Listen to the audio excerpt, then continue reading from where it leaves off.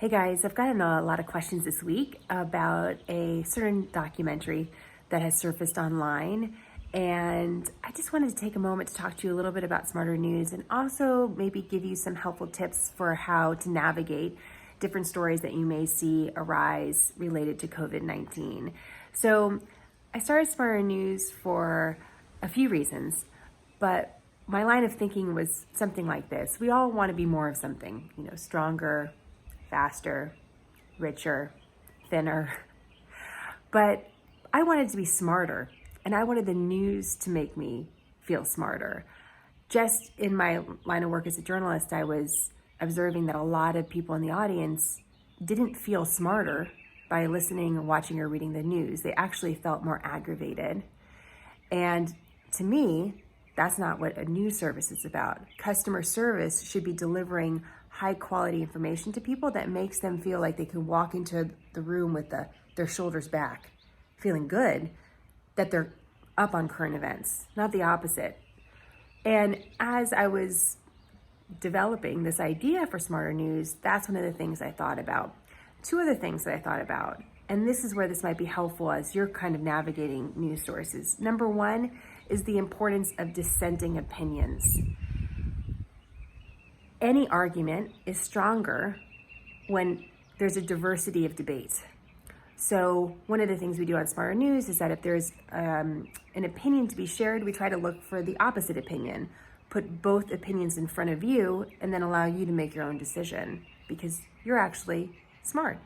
So the more that we can cultivate different opinions, the better. So whenever I see something arise that's new online, I ask myself, well, is there a dissenting opinion that a journalist and a commentator also included? Did they include the other side? That's something that I look for. Second thing I look for is sourcing. Can I double or triple source whatever I'm looking at, whatever the new research is? An example of this is this week, there was a report out of New York about COVID-19 on children, but it was only a single report out of New York City. So we waited, and suddenly there were a lot more reports that paralleled the initial report. So that allowed me the permission to pursue the story further. So that's something else I look for if I'm watching something new. It could be a very compelling piece, and I know some of you have seen this documentary Plandemic online. It's very compelling, the segment that's shared. And I welcome looking at all of that. Taking it the next step, it's, well, can that compelling story be corroborated? How can we take it further? So those are two things that I think are helpful. Can you find a dissenting opinion to whatever is the lead opinion? And can you find multiple sources to whatever you're looking at?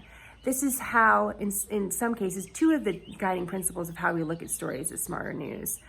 One of the things that really, really bothers me, though, is when an opinion is instantly marginalized. And we're in a time where there are very few facts on this continuing developing story. But if someone says something that seems a little off tempo with the group think, they're immediately marginalized. Or at times we're seeing content being removed from online. As a journalist, I don't like that. I don't like that at all. I think we should have access to as much information as possible. I think there is something to be said for a journalist curating and researching different topics to make sure we sift through what could be helpful to you. And that is my job as a journalist, to sift through the information and make sure that you're getting the best stuff. But it's not to quiet the other information. So I'm very wary of that right now. So I'm not specifically addressing all the things that you've seen online over the last several weeks, but I hope this can be helpful to you as you're seeing, different viral videos that will certainly continue to surface. One observation just as a reporter, I really think one of the themes that I see coming up in the news, I want you to think deeply about this. I think it's worth the deep thoughts, is that we're really at a point of reckoning in so many ways.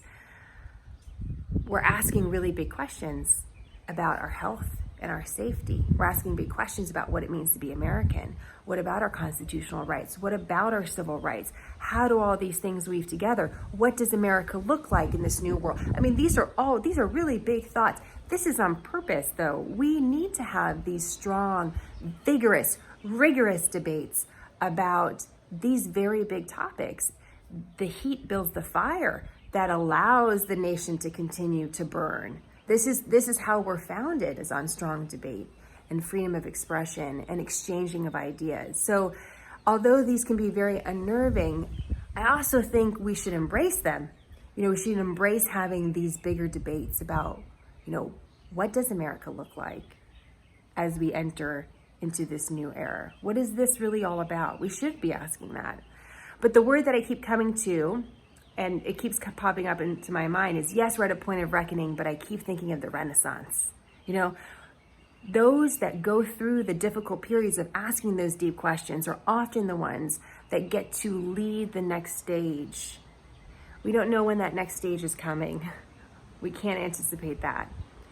But I'm watching for that as well. The reckoning and the Renaissance, both. So those are just some of my thoughts on, again, the constant information that's swirling around you all the time. I know this week it was one documentary, next week it could be another. So I hope this is helpful, and I'm really curious your thoughts in general in this day and age we're in, this sort of information that's coming at you regularly. How can we help further? I would love to know that. And I would also really want to thank you for your support. You have reached out to us to tell us how much we've helped you, but you have no idea how much you've helped us and given us the purpose to get up early and stay up late and make sure we're providing a source of light during this very challenging time. So just wanted to take a moment to chat with you about that, and I look forward to your thoughts. Bye, guys.